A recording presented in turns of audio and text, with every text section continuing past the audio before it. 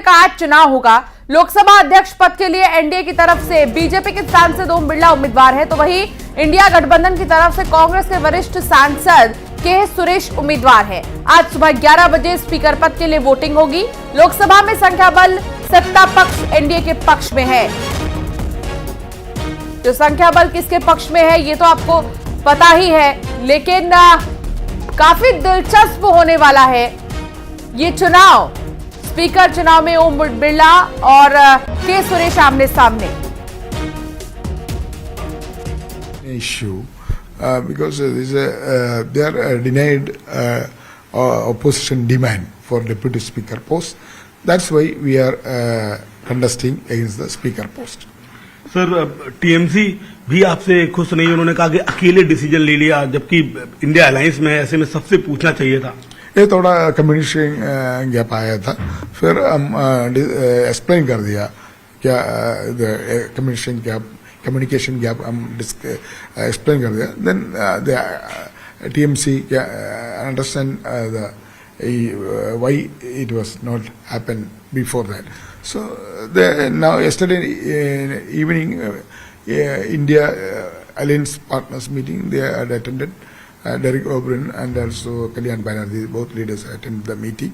We explained the situation, what happened, the filing nomination and what happened. We explained, they understand. Also, today they will part of India Alliance. Sir, अगर 11 बजे तक भी India government आप लोग से कहती है कि डिप्टी स्पीकर का पद हम दे देंगे, तो क्या आप लोग अभी भी पीछे हट सकते हैं? I don't believe that they will offer to deputy speaker post, because if their mind is deputy speaker post given to opposition, yesterday they can give assurance. Their mind is entirely different. That's why we are not expecting any offer from the last moment.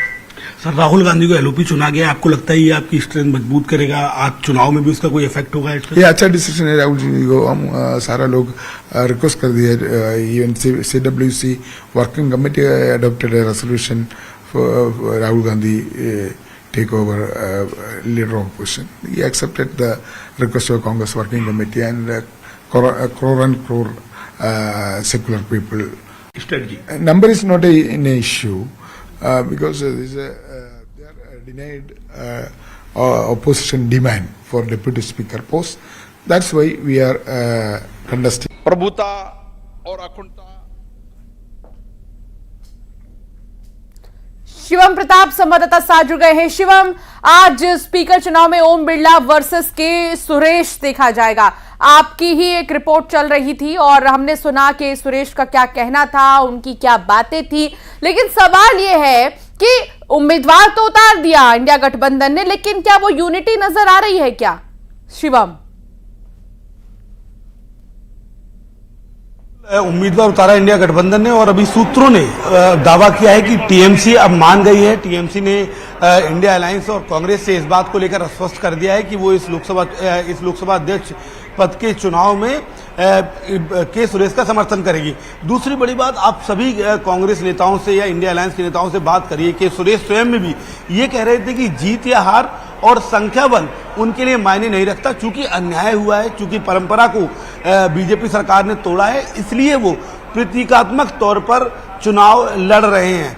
एक message देने के लिए कि देखिए परंपराओं को तोड़ा गया, इसलिए हम लोग हार जीत और संख्या बल के लिहाज से नहीं, बल्कि एक मैसेज देने के लिए कि कैसे परंपराओं को तोड़ा गया, इसलिए हम लोग चुनाव लड़ रहे हैं। दूसरी बड़ी बात, इंडिया अलायंस अपना स्वयं आत्मनिरीक्षण भी करना चाहता है कि लोकसभा चुनाव के बाद कितनी परिस्थितियां बदली हैं, कौन से ऐसे सांसद या तमाम दल हैं जिनका जो झुकाव है वो कहीं बीजेपी की तरफ तो नहीं हुआ है। यही एक वजह है कि अंदर खाने बड़ी रणनीति के बाद स्पीकर पद पर उम्मीदवार उतारा गया है। तीसरी बड़ी वजह, क्योंकि के सुरेश दलित कम्युनिटी से आते हैं, तो कहीं ना कहीं इंडिया अलायंस ये मैसेज देना चाहता है कि पहले के सुरेश को प्रोटेम स्पीकर नहीं बनाया और अब के सुरेश को लोकसभा अध्यक्ष पद पर चुनाव भी नहीं जीतने दिया। बहरहाल नंबर गेम में निश्चित तौर पर एनडीए उम्मीदवार ओम बिरला आगे हैं, लेकिन इंडिया अलायंस अपनी यूनिटी दिखाना चाहता है, इंडिया अलायंस अपने नंबर्स को प्रूव करना चाहता है और सूत्र ये भी दावा कर रहे हैं कि अगर चुनाव ध्वनि मत से होगा तो इंडिया अलायंस वोटिंग की मांग भी नहीं करेगा, यानी कि ध्वनि मत में ही चुनाव पर वो समर्थन कर देंगे, लेकिन एक मैसेजिंग के लिए अपने उम्मीदवार के सुरेश को उतारा है। बहुत शुक्रिया शिवम जानकारी साझा करने के लिए। तो देखना होगा चुनाव के बाद क्या परिणाम आते हैं। हालांकि ये जग जाहिर है कि किसके पास कितना संख्या बल है, लेकिन बावजूद इसके क्योंकि चुनाव होते हैं तो वाकई में दिलचस्प हो जाता है।